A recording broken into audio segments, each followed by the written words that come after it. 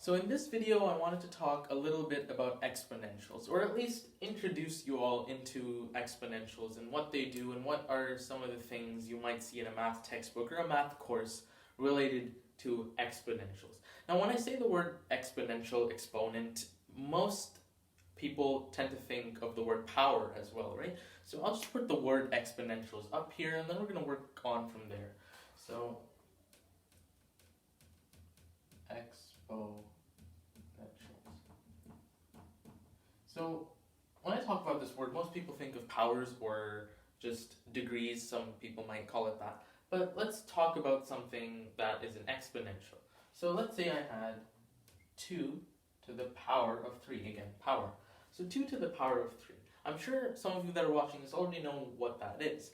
That would be 2 times 2 times 2. So essentially that's all that means, 2 to the power of 3. When we say that, all we mean is it's 2 times 2 times 2. That's what we're really saying when we say 2 to the power of 3. Let's say we had 2 to the power of 2. Guess what that is? That's 2 times 2. So essentially, powers and exponents are an easier way to write repeated multiplication. So once we're multiplying something many times, like if I had 2 to the power of 16, I could write 2 times 2 times 2 16 times. It's just very, it's a lot of work. I don't want to do that. And I don't think you want to do that either, unless you really like writing 2 times 2 or any other number for that matter. But that's not the point. The point is, it's an easier way to write repeated multiplication. Now, so when we do this, we don't write 2 to the power of 3 equals 2 times 2 times 2, which is correct, but we write the answer. So 2 to the power of 3 is 8, and 2 to the power of 2 is 4. Now, exponents are cool, as in there's some properties about them when we deal with them. So I'm going to put up something here. So the main purpose of this video is the exponential properties and how we deal with them. So if we had 2 to the power of 3 multiplied by 2 to the power of 3. So some of you might think of it as, well, it's 2 times 2 times 2 here, and then 2 times 2 times 2 here, which is essentially 6 2's multiplying against each other. There is an easier way we can do this, rather than me writing out 2 times 2 times 2 times 2 times 2 times 2. If you notice something, that's essentially what this means. These two are equivalent. So how many 6's are there? I mean, how many 6's are there? I just kind of gave away the answer there. Amazing. Anyways, how many 2's are there? There are 6 2's, right? So I'm multiplying 2 6 times. That's essentially what this means. So if I'm multiplying 2 6 times, if you've been following along, what did we say exponentials are? Repeated multiplication, right? So I could also write this as 2 to the power of 6, right? Because there's 6 2's here. That's essentially what this means. 2 to the power of 3, there's 3 2's, and then 2 to the power of 3, there's another 3 2's. So 6 2's being multiplied in total. And that's essentially what this statement says. 2 to the power of 6, right? So rather than writing this out and evaluating that, why don't we just say 2 to the power of 3 and times 2 to the power of 3 is just equal to 2 to the power of 6. It's much easier and much more effective. So that's the point of exponentials. It's a way of dealing with numbers that in other ways would be much harder to deal with, and just it's a lot of work. We don't want to do all that work. It's much easier to do this. So let's say we had something else. So we know one property so far. When multiplying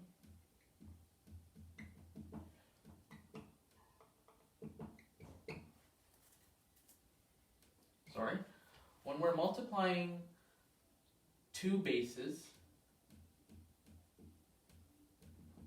or two of the same bases, I should say,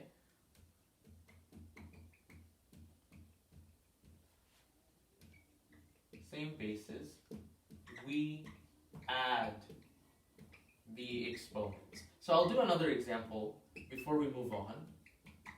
So let's say we had 3 to the power of 15 multiplied by 3 to the power of 5. Now again, you can write out 3 times 3 15 times, and then 3 times 3 5 times. It's just a lot of work and then counting up all the threes and then doing all that on a calculator, too much work. Guess what? We can just add the exponents. 15 plus 5 is 20.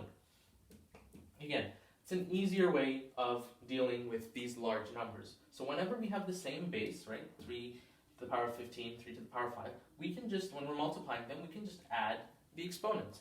For example, if I had 3 to the power of 5 plus 2 to the power of 5, guess what?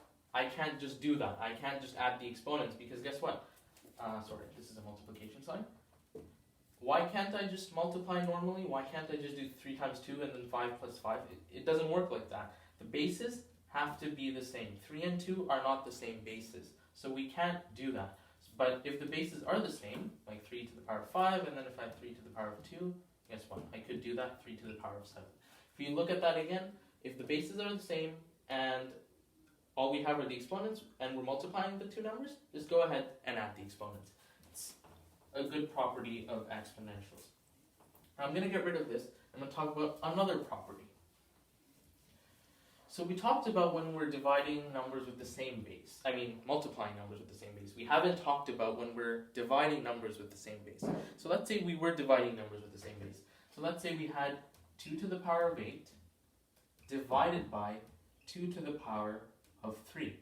Now, what do I do there? It's almost as if maybe I can evaluate this first and then this and then go ahead and evaluate the final answer. But guess what? There is an easier way to do it. And instead of showing you 8 2's and then just the normal way of doing it, I'm going to show you the answer and then maybe you'll pick up on it yourself. The answer to this is simply 2 to the power of 5. Now, I'm sure all of you just probably picked up on that. What did I do with the exponents? I subtracted them. 8 minus 3, I got 2 to the power of 5. So when I'm multiplying exponents with the same base, guess what? I add them. When dividing two bases,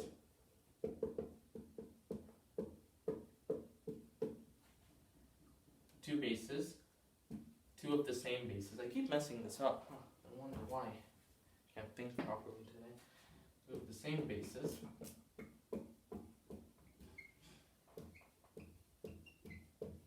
I subtract the exponents.